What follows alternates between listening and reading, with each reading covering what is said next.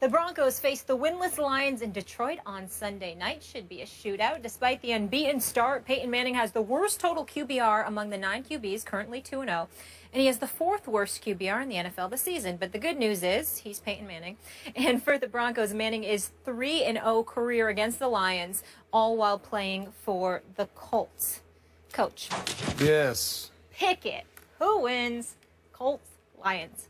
Broncos, Lions, excuse me. Oh, Denver.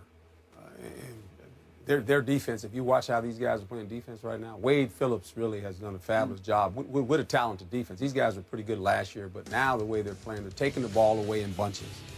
They're not allowing you a lot of points. They're playing very good in known situations. Third downs right now are off the charts, only 10%. And in the red zone, only 20. This is why the point total's down. As we watch this offense struggle with the Denver Broncos, although I saw something last game that was kind of unique. What? When they struggled early in the offense that Coach Kubiak wants to run, he decided, you know what? Let me just put Peyton Manning in the gun, and you just go ahead and get us out of this mess. That's right. You got him out of the mess. Yep. Do I think he's the Peyton Manning of 2 or 3 years ago? No. Going forward, I want to see how they continue to play offense. But in Peyton's favor right now, he has a defense that is going to allow him a short field, and the defense has won the first 2 games, by the way. They've scored twice. They scored the first game of the season toward the end, and they make the big play against Kansas City at the end and win another game. So this defense is really the forefront of how they're playing, and hopefully Peyton Manning and his offense can figure out who they want to be. They have no identity right now. Half of Kubiak's offense, half of his Peyton's offense, and you can see there's a struggle. It's not turmoil, but there's a struggle. What do we want to do? And last week, Kubiak kind of gave in. He said, you know what? We're not moving the ball. Can you go back there and just call it from the line of scrimmage, just kind of do what you do? So I want to see where it goes after this. Yep. Stephen A.? With everything Coach said about Peyton Manning, and Skip has been saying it as well, so kudos to both of you guys. Peyton Manning doesn't seem to be himself, but obviously that has a lot to do with the offense that he's been asked to execute, and Gary Kubiak ultimately leaned on him out of that shotgun in order to help save the day. But the defense has been absolutely phenomenal at particular junctures throughout this early part of the season thus far. Denver's defense looks incredibly impressive, but the reason why the subject of the Denver Broncos doesn't necessarily interest me that much in this particular game, guys, is simply because of this. It doesn't matter that much, because based on the Lions team that we're seeing, it's a shell of itself. It's back to the days where Schwartz was the head coach. Jim Caldwell doesn't seem to have his fingerprints on this franchise right now. The loss of Ndamukong Suh and Fairley and those boys clearly has affected this defense. When you look at the Lions right now, they're ranked 28th in the league defensively, 24th against the pass, 28th against the rush, 30 in yards allowed. They gave up 199 yards rushing to the Minnesota Vikings last week. They seem to be a shell of themselves. That's defensively. Offensively, guys, do you realize that Antonio Brown for the Pittsburgh Steelers has more catches and more yards than Megatron, Calvin Johnson, and Golden Tate combined in the first 2 games?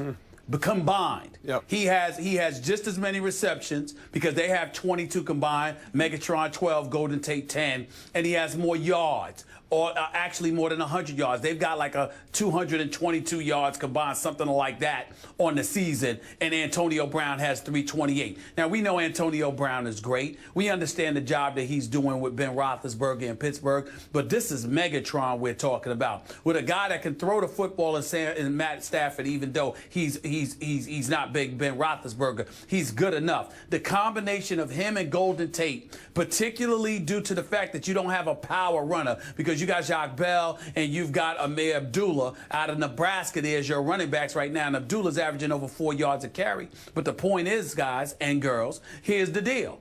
You have no power running game. Your receivers aren't doing but so much. Your quarterback is only completing 61% of its passes, and your defense is a shell of what we've known them to be throughout recent memory when Ndamukong Suh was on that defensive line along with Fairley. So the combination of all of those things seems to me like the bigger issue here is not whether or not Peyton Manning and those guys are going to get it together, because with his IQ, his football IQ, the cerebral approach he has to the game, with the intelligence that Gary Kubiak knows along with John Elway to give the thing to Peyton Manning when all else fails, and with that defense looking better, I think it's safe to say that the Denver Broncos, win, lose, or draw, are going to be just fine. It's the fact that we're looking at a Detroit Lions team, and we're saying to ourselves, who the hell are these guys? We don't recognize Stafford. Maybe we do recognize him, but we don't recognize Megatron. Golden Tate was supposed to be doing a better job. It would have been nice for them to have a better running game, offense and defensively. Detroit has problems, and they had better fix it, because it's going to be after they're 0-3. Because the way they're looking right now, the only reason we have any clue as to whether or not they could beat Denver is because they'd have home field advantage at Ford Field, and that's a good crowd when they get on your side and really try to rally the troops. And Detroit plays a little bit differently on their home turf. But they're not in the same class as Denver right now. They seem to be all over the place, which is shocking when you consider the fact that Jim Caldwell is their coach. We expected better. We're not getting that right now. Wow. you know, today, you are really impressive. I got to give you kudos. You are Stephen A. Stats today. I've never heard anything like it. I got to get me a researcher like yours, because yours is really good. Stop right now. The person who deserves credit for all of that is Skip, because, Coach, literally, Skip Bayless has me at home. I'm literally watching tape and studying because I have to debate this.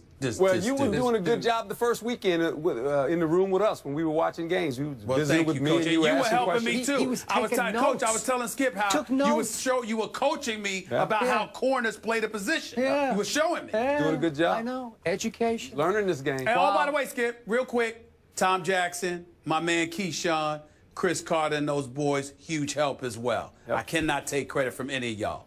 Shout out to the countdown crew and Herm. That hasn't helped you in picking games so far this year. That's a whole nother issue. We knew it was coming. We needed the backhanded I got a few of them right, compliment. Skip. You're just beating me the first 2 weeks, Okay, but it's just 2 weeks. It's early. I got more than half. I got more than half my picks right. You just got me by about 4 games. Okay. That's now all. I'm a prop for you to jinx the teams that you want. I see what you did earlier. I didn't get it. I see how he rubs it in. It's Are okay. you gonna pick Detroit? Huh? Yeah, picking right Detroit? now because your I'm back's not picking against the wall. Detroit. Back to business. I agree with everything you said about the Lions. But here's what's ironic about it. I always thought something was missing on that football team with Sue on it. Yeah. Something was missing. No. Now a whole lot more is missing, right? Right. There's a Matthew Stafford issue. He's beat up. We know that. He's got some physical ailments. We know that. But and mental ailments. okay, well, here's my point. Now, I don't want to be too harsh here, because I like him personally a lot. Good guy. So do I. Okay, but he's like a more talented Kirk Cousins, in that sometimes when you least expect it, he'll start throwing it to the other team like crazy. Yeah. He will, and he'll miss throws. He comes and goes. When he's on, he could be big time on. But right now, he's not. His team's not on. All the things you guys said. So I like Peyton and his team, and I'm glad you brought it up. The wind changed directions up there in the Rocky Mountains last week, even though it was going on in Kansas City. But there was a big wind change from north to south, because I think Gary Kubiak finally realized I still have to let him do what he does, even at 39. Yep. I have to. It's our only chance, because we have a hellacious defense. It could be the best defense in football right now. It's hard to score on this team. It's hard to do much against them. They're all over the field. They're athletic. They play fast. They play physical Reminds me of the Orange Crush. It is kind of Orange Crushy. It is. We're going way back into our day, but they're orange crushing people. You're right. So look, Peyton Manning's QBR, and I know I love the stat, but it's all the way down to 41, scale of 0 to 100. That ranks 20. You pointed out in reverse, but it's 29th out of 32. Now here's the great irony of that. The 3 below him are all former #1 overall picks. Andrew Luck, Alex Smith, Sam Bradford. They all went #1, and they're below him in QBR. This will probably change.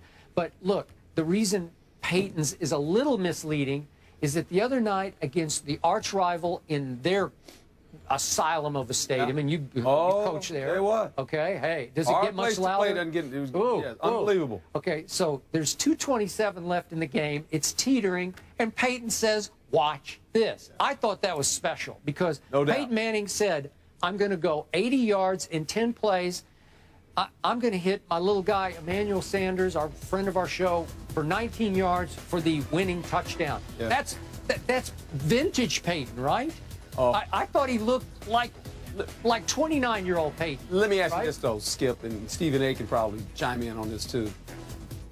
When he got the ball in the last possession, there was no doubt in my mind. I go, he's going to do this. You did? Okay. He's just going to do it. He's just going to. Okay. They're giving him too many chances not to do it. All right. He's going to find a way to do it, and he did it. Well, then he's fine. He's just fine, and they're going to be just fine, and they're going to win their division. I don't see any threat. We're all betting Yeah, I on picked number it too. 18 here. Going Denver, clean sweep, and imagine Totally they start agree. running the ball well. Herm, I know you got to run. Thank you so much. Thank you. Appreciate Thank you. Good seeing you, Stephen A. All right, Coach. All right. See you Brandon Sunday. Marshall calls Odell Beckham the most entertaining player in the NFL right now. I like this background music. The guys will tell you if they agree. That's next after the break.